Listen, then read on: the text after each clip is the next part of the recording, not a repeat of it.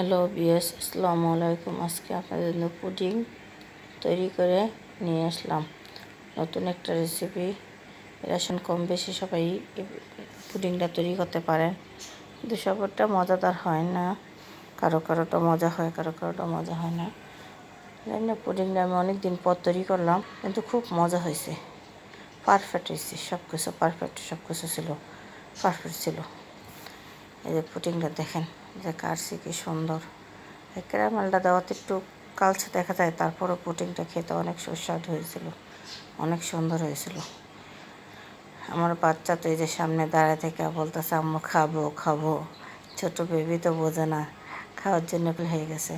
আমি বলতেছি একটু কাইটা নেই, তারপরে তোমাকে খাওয়া দিব। না আম্মু আমাকে দাও। পুরা পুরা পাগল। এই যে দেখেন পুডিংটা পারফেক্ট, মানে টেবিলটা অনেক সুন্দরই লাগতেছে পুডিংটা দেখতে। আমি প্লেটটা খাব্য ধরনের প্লেটে নিয়েছি, এই জন্য পুরো পারফেক্ট ইটা পিসটা বোঝা যেতেছে না, কিন্তু মোটামুটি ভারী হয়েছে। আচ্ছা, দুধটা এখন আমি তৈরি কিভাবে করব সেটা দেখাই দিব। আমি দুধটা ঘন করে নিয়েছি জাল দিয়ে, ওইটা দেখাইলাম না, এত বড় ভিডিও হয়ে যাবে, সেই জন্য ঘন করে নিয়েছি। এখন 1 কাপ চিনি দিয়ে দিলাম। চিনিটা দিয়ে 5 মিনিট জাল করে নিয়েছি। এখন আমি ক্যারামেলটা তৈরি করে দেখাবো।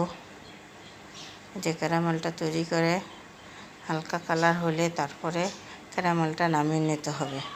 আমি যে পাত্রের মধ্যে দিব ওই পাত্রের মধ্যেই ক্যারামেলটা তৈরি করে ফেললাম। আলাদা পাত্রে তৈরি করতে পারবেন, আলাদা পাত্রে তৈরি করে আপনারা ঢেলে দিতে পারবেন। অসম্ভব কোনো কিছু না, সেটাও ভালো হয় ঢেলে দিলে। এই যে দেখেন ক্যারামেলটা আমার তৈরি প্রায় শেষ পর্যায়ে। এখন আমি তারপরে পাশে নিয়ে দুধটি ঢেলে দিব। ক্যারামেলটা তৈরি শেষ হয়ে গেলে আমি এখন ডিম নিয়ে নিব 4টা। যেহেতু 4-5 কাপ দুধ ঘন করে আমি 1-1.5 কেজি দুধের প্রায় 3 পার মতো করে ফেলেছি। এখন 4টা না 5টা ডিম দেবো। আরেকটা ডিম ওরা আবার অ্যাড করেছে, ওটা দেখাই নাই।